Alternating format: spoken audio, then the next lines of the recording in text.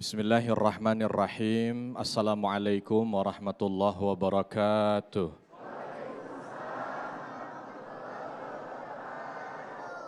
Alhamdulillah wassalatu wassalamu ala rasulillah ya maba'at rabbi syrah li sadri wa yassir li amri wahlul uqdatam min lisani yafqahu qawli. Allahumma allimna ma yanfa'una wanfa'na bima 'allamtana. Allahumma hdina wahdi bina waj'alna sababan wa sabilan liman ihtada. Bapak Ibu sekalian yang dirahmati Allah, tadi malam dan beberapa hari yang lalu sahabat-sahabat kita di Palestina sedang diuji oleh Allah Subhanahu wa Ta'ala. 2 malam ini hampir 10.000 yang meninggal. Kalau kita lihat kita tidak kuat, maka bismillah sebagai pertanggungjawaban kita di hadapan Allah Subhanahu wa Ta'ala, kita doakan saudara-saudara kita yang ada di sana. Sejenak kita mohon munajat kepada Allah Subhanahu wa Ta'ala, baik yang ada di masjid ini ataupun yang ada di rumah di seluruh Nusantara. Kita doakan, mudah-mudahan Allah berikan kemenangan kepada para pejuang yang ada di Palestina. Allah berikan kesabaran atas ujian ini dan Allah berikan surganya kelak. Dan mudah-mudahan Masjidil Aqsa segera Allah merdekakan. Amin ya rabbal alamin. Alhamdulillahi rabbil alamin. Wassalatu wassalamu ala rasulillahi ajma'in. Allahumma a'izzal islam wal muslimin wa ahlikil kafarata wal musyrikin. Allahumma ansuril ikhwanana al mujahidina fi Falastin. Allahumma wahid sufufahum wajma' kalimatahum wasaddid ramyahum. Allahumma ankidil masjidal aqsa min kaidil kafirin as-sahyuniyin. Allahumma ahlikil kafarata. Allahumma dammir a'da'aka a'da'ad-din. Allahumma alaika bil yahud wa man awanahum ya rabbal alamin. Ya qahar, ya jabbar, ya arhamar rahimin. Amin ya rabbal alamin. Bapak Ibu, di antara yang dicontohkan oleh para pemuda di zaman Nabi SAW adalah kebersamaan, al-ukhuwah. Walaupun kalau saya mau bicara pemuda agak bingung juga di sini.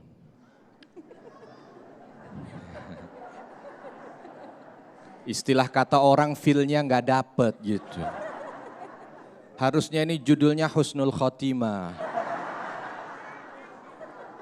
Ya. Karena udah deket semuanya, ini udah deket. Pojok tuh nggak lama tuh kayaknya, hati-hati.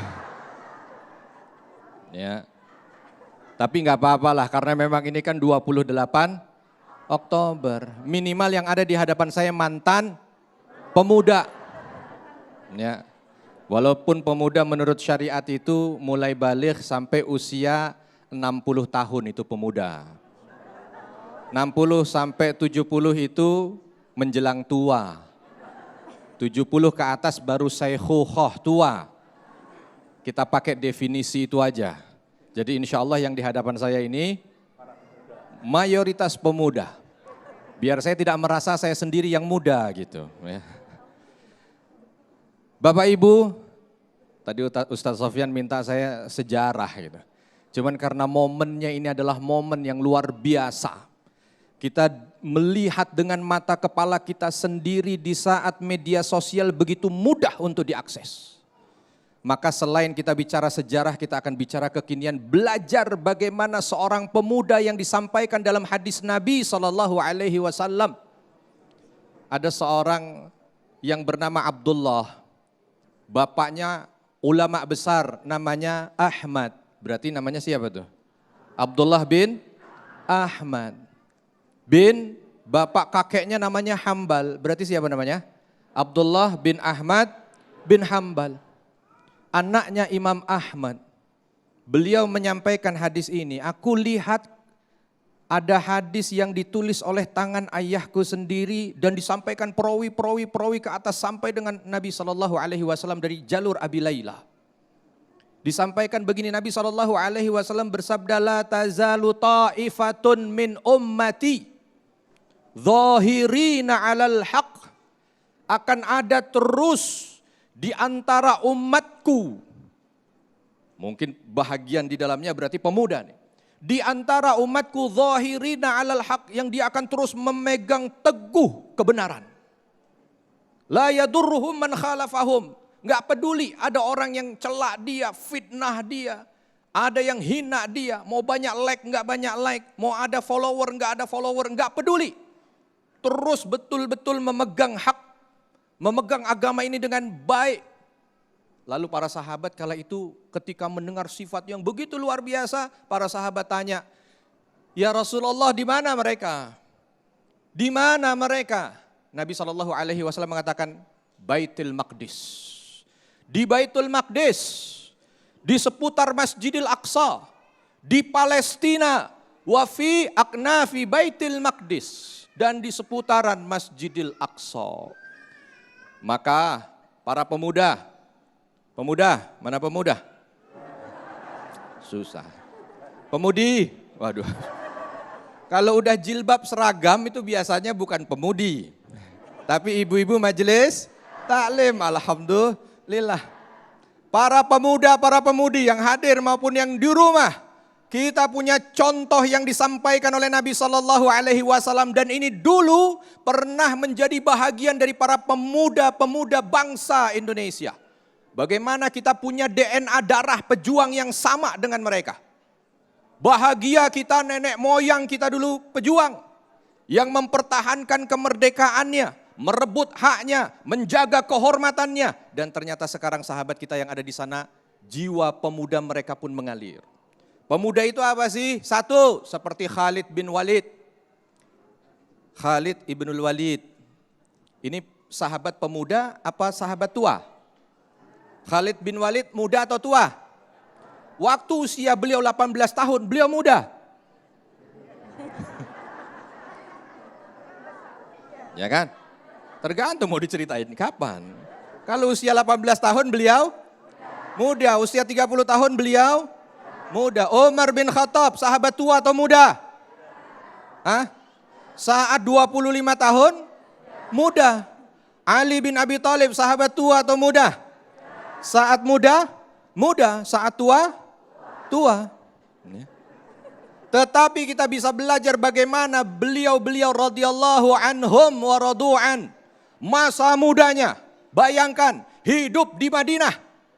Di Madinah, kota kecil. Jangan dibayangin Madinah sekarang. Madinah dulu itu kota kecil. Tapi mampu berhadapan dengan kekuatan imperium besar tanpa harus merasa dirinya rendah. Ada seorang pemuda juga lah. Waktu muda beliau muda. Namanya Riba ibn Amir. Ini Riba ibn Amir diminta Sa'ad ibn Abi Waqqas. Panglima perang di Qadisiyah. Ini panglima perang juga muda nih. Diminta untuk kamu, saya lagi kurang enak badan tapi saya dapat undangan dari Rustum.